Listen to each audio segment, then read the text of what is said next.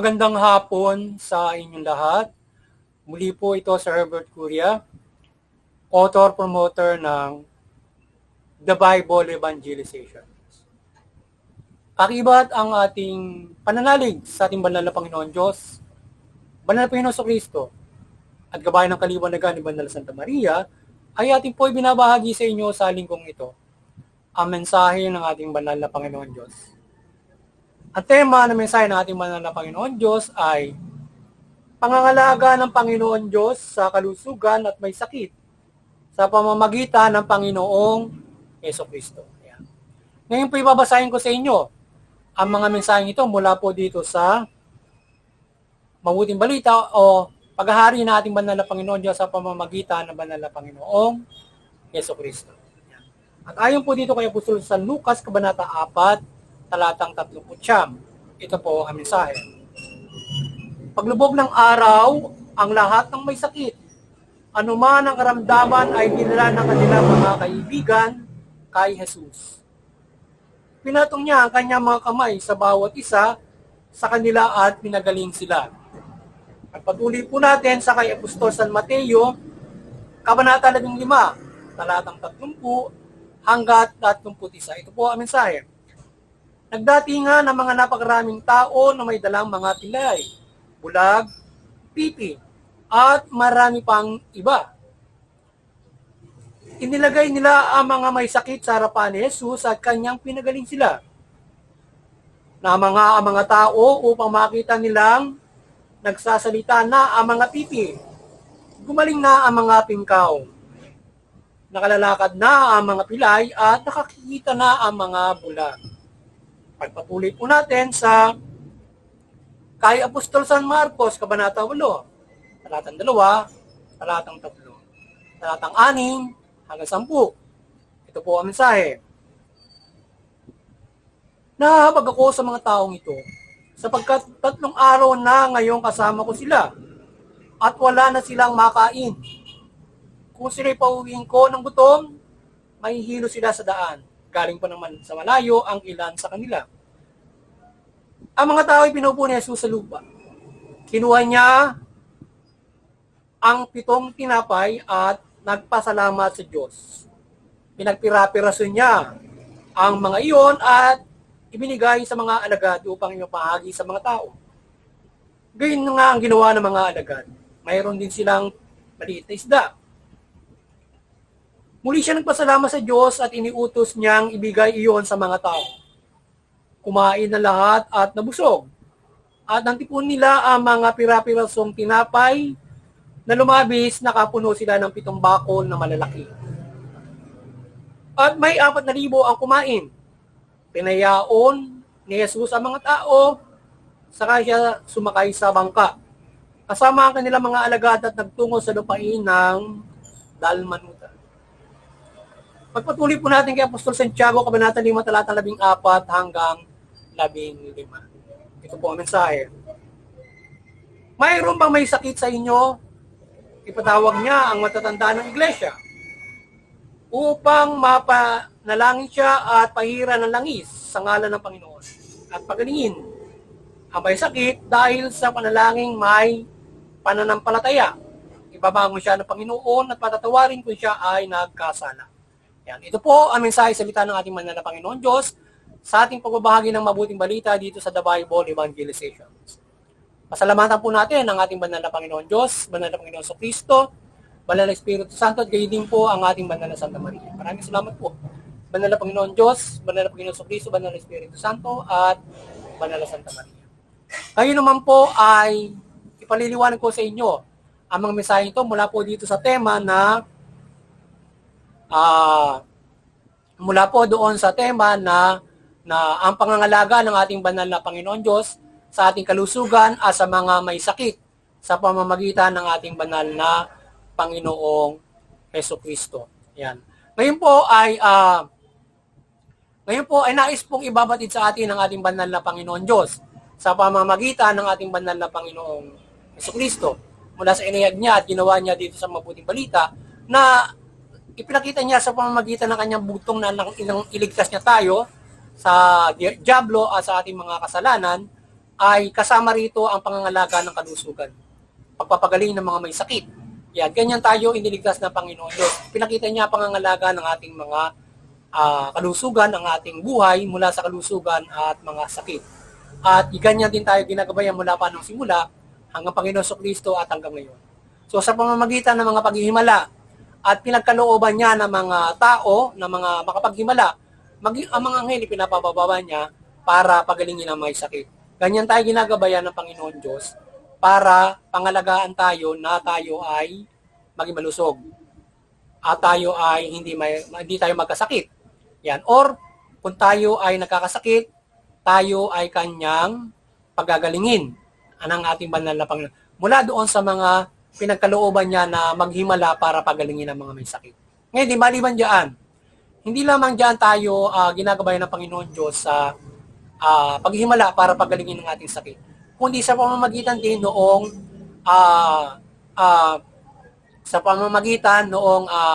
tayo ay gabayan niya sa kalusugan ay gabayan niya tayo ng yung iba yung kompleto na paggawa ng pagkain sa mundong ito at paglalagay ng mga medisina. So para tayo ay maging malusog, tayo ay kumpleto sa mundo ng mga pagkain at mga nilikha niya, mga makatutulong para tayo ay magkaroon ng balance para tayo magkaroon ng kalusugan mula dyan sa medisina at iba't ibang mga ginawang mga halaman at mga pagkain para tayo ay magkaroon ng mahusay na kalusugan at iba't ibang mga bagay sa mundong ito. Ganyan tayo ginagabayan sa kalusugan at sa mga paggawa ng mga herbal. Ngayon, aside from that, ay sinasabi nga ng Panginoon Kristo nung siya ay tiningnan niya na ang mga taong sumusunod sa kanya ay nagugutom, ito'y baka kinakailangan niyang bigyan ng pagkain sapagkat baka ito'y mahilo. So malinaw agad na sinasabi niya roon na ang kagutuman ay kinakailangan ng pagkain sapagkat maaaring ikaw ay maapektuhan ng pagkahilo at marami pang iba. So ngayon, ang pagkain ay isa sa mga pinaghihimala ng Panginoon Diyos at pinakita kung paano panganaga tayo sa pagkain. Gagawan tayo ng mga himala para tayo ay pakainin. Mula pa lamang sa hilo lamang yan. Hindi lamang sa hilo. Sa lahat ng mga bagay para tayo ay maging malusog. O para tayo ay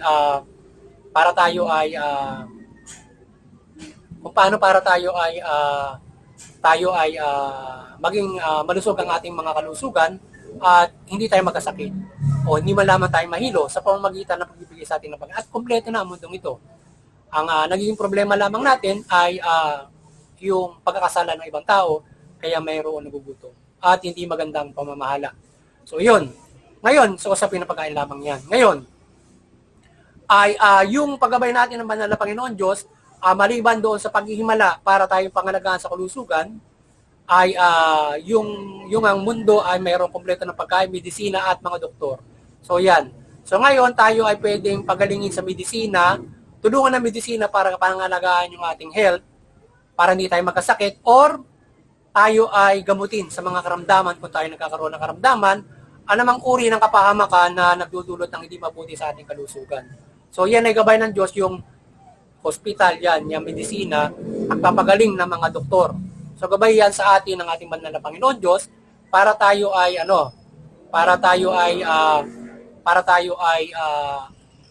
gabayan sa ating kalusugan na hindi tayo magkasakit o pagalingin ng ating mga sakit.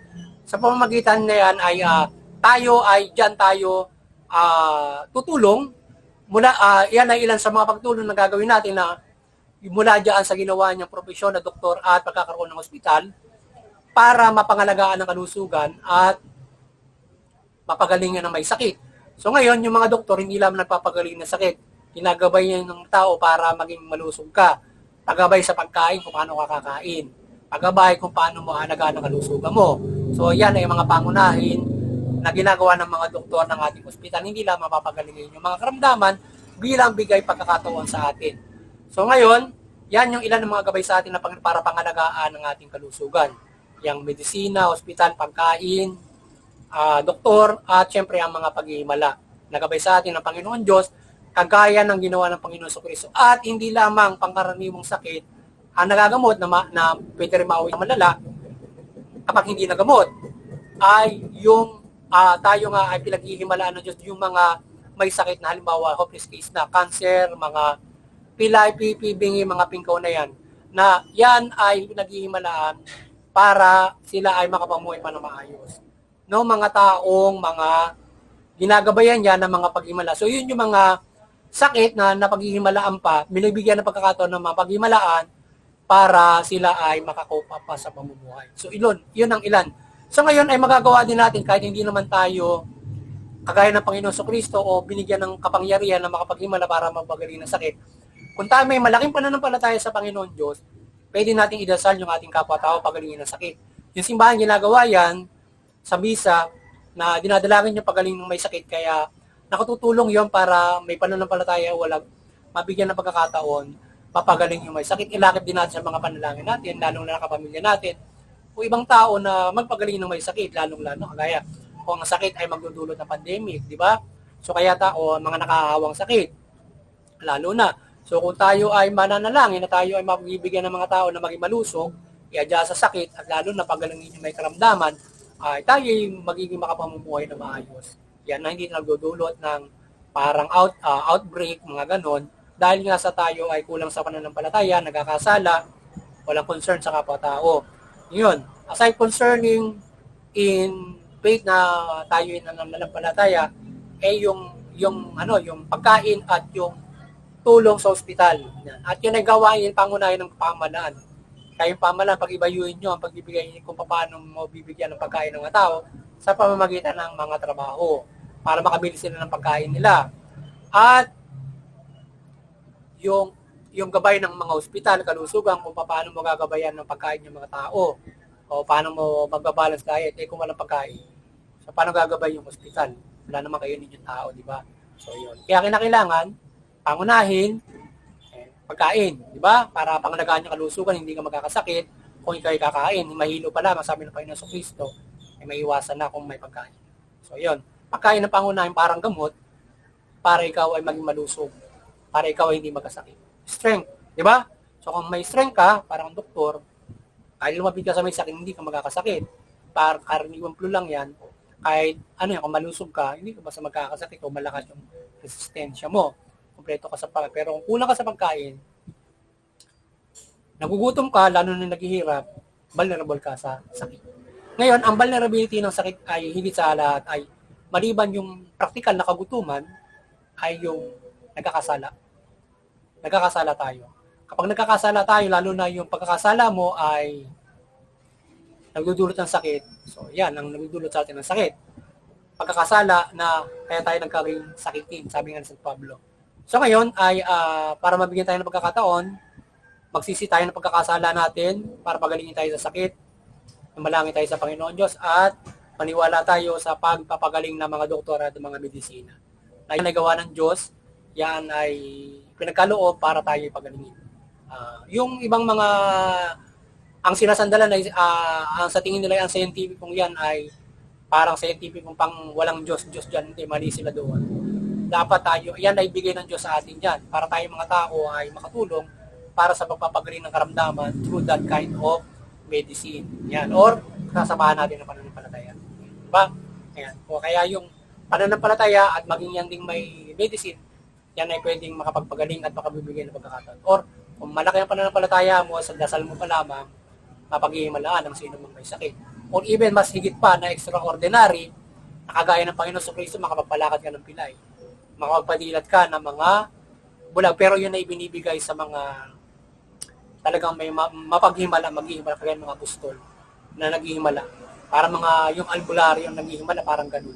So pero yun ay mga gifted na nakagagawa ng mga himala para mabigyan ng mapagaling yung mga malalanggan yun or mga sakit na anumang uri ng sakit. Even kaya na rin naling kaya sa panang hindi makabubuhay ka pa ng mga patay kung may malaki ka pa na ganung gifted na ganoon. Yun. Kaya tayo yan yung gabay sa atin ng banal na Panginoon Diyos at tayo manampalataya ng lubos na tayo lubusan yung gabayan at ginagabayan man tayo, hindi nangangahulugan ay hindi naman natin gusto magkasakit at hindi rin naman natin gusto magutom. Kaya tayo ay magsikap para tayo ay mayroong kainin kasama ang pananampalataya sa Panginoon Diyos para tayo ay gabayan sa ating kalusugan at sa ating kakainin. Yan, pag-cultivate. At nagkakasakit, bibigyan tayo ng pagkakataon na mapagaling ng mga medisina o ng mga doktor.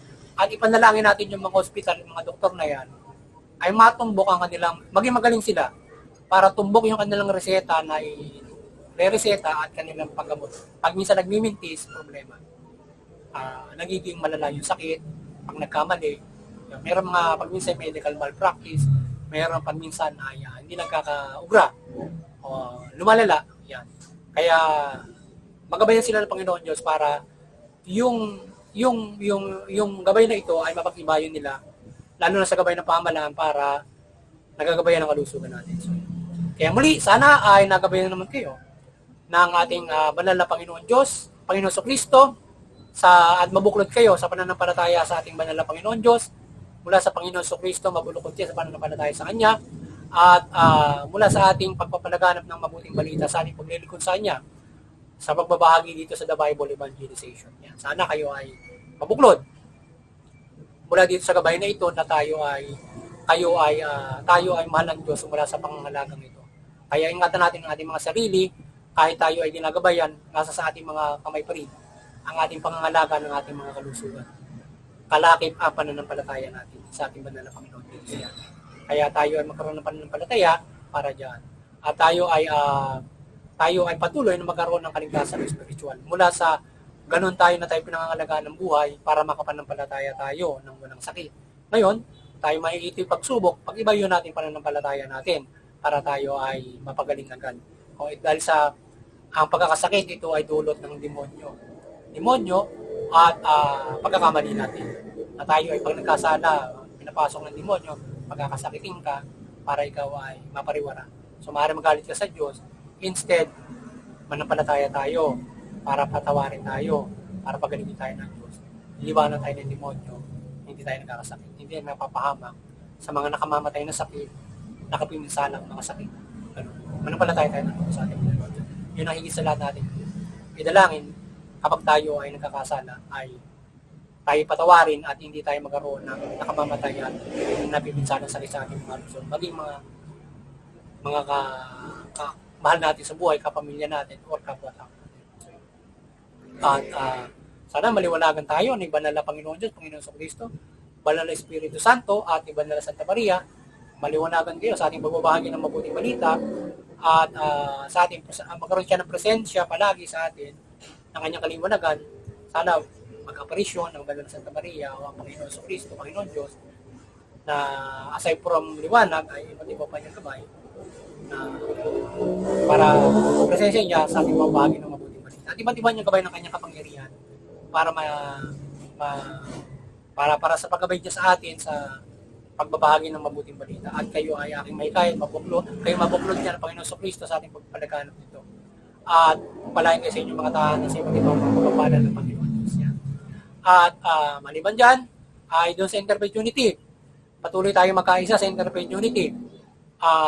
Yung iba't ibang mga relihiyon, lalong-lalo na yung mga Kristiyano, iba't ibang mga way ng pananampalataya, iba't ibang denomination ng Kristiyano, na iba't ibang way natin pananampalataya sa Panginoon. Magkaisa tayo sa Interfaith Unity. Para hindi tayo nauwi dun sa diskusyon, sikalutan ng ating iba't ibang way in faith to Christ, in faith to God. At maging iba't ibang mga relihiyon na may iba't iba rin pinapaniwalaan Diyos, or pare-paras tayo paniniwalaan Diyos, pero iba-iba yung way natin sa ating pananampalataya. Tayo mga Kristiyano, through Christ. At through Christ na nga, may iba't iba pang way sa through Christ na pananampalataya sa ating Panginoon sa Kristo. Kaya tayo dapat ay nagkakaisa magkaisa tayo sa gabi ng Banal na Santa Maria para maiwasan natin yung hindi magkakaunawaan, sigalutan. So from the common good na banal na gabay din ng ating mga reliyon ng kapayapaan, pagkakaisa, pagtutulungan. So sa ganyan, ay tayo ay hindi nagkakaroon ng sigalutan. Nauwi sa karasan, digmaan, kaguluhan. Bagkos nakagagabay tayo sa pamilya, community, bansa, buong mundo. Lalo nagagabay na natin yung common good ng pamahalaan. Nakapagpapahirala ito ng pangkalahatan, especially human rights. So sa kanya kasi, in a common good, nagkaunawan tayo sa human rights, di ba? Nagrerespetuhan tayo ng ating mga reliyon from the human rights. and nagbibigay ng maayos na pamamahala para yung bawat mga reliyon ay makapagsa-praktika ng kanilang mga pananampalataya. At hindi sinisikil ng iba't ibang mga reliyon o magkasigilan ng bawat mga reliyon. Malaya tayo na makakapanampalataya at makakapagkaroon tayo ng isang mahusay na unity in interfaith unity. At muli, doon sa CBCP and Vatican Church, naway patuloy kayong gabayan ng Panginoon Diyos, Panginoon Sukri, Banal Espiritu Santo, gabay ng kaliwanagan ni Banal Santa Maria mula sa mabuting balita, maliwanagan kayo at patuloy kayong magbuklurin. Paputuloy niyo pong pagbuklurin ng sangkatauhan sa pananampalataya sa Panginoon Diyos, Panginoon Sukri, Banal Espiritu Santo at mabuting balita. At sa ating munting kakayanan, patuloy tayong dumadalangin ng gabay ng kaliwanagan na Banal na Santa Maria na Panginoon Diyos, Panginoon Sukri, Banal Espiritu Santo, Banal na Santa Maria, ang kanyang presensya at kapangyarihan. Upang sa gayon ay patuloy tayong makagabay sa sangkatauhan at may kahit kayo at makagabay tayo sa pamalan. Gabayan sana tayo patuloy gabay ng milagro ng kaliwanagan ng Banal Santa Maria at kapangyarihan niyo upang magabay ng mga kapamalan mula sa bansang Pilipinas sa kapamalan para ito'y mamahalan ng mabuti. Patuwid, tugunin yung karapatan ng tao. Sabay makikinabang yung mamamayan at makapamumuhay sila ng mapayapa, maunlad, panampalataya sila ng sa ating banal na Panginoon Diyos mula sa Panginoon sa Kristo. Yan ang gusto ng ating banal na Panginoon Diyos. Mga pamala, magabayan kayo, mamahala kayo ng mamahala kayo ng mabuti, patas ng hustisya, karapatan ng tao. So, yan. At muli sana ay patuloy tayong pagpalain, protektahan ng banal na Panginoon Diyos mula sa bansang Pilipinas ang bawat isa. At pagpalain ng kaunlaran at proteksyon ng bansang ito ang bawat mga mamamayan at ang bawat mga bansa. At tayo ay sama-sama tayong mamuhay ayon sa mabuting balita. Magandang hapon sa inyo lahat. At God bless you.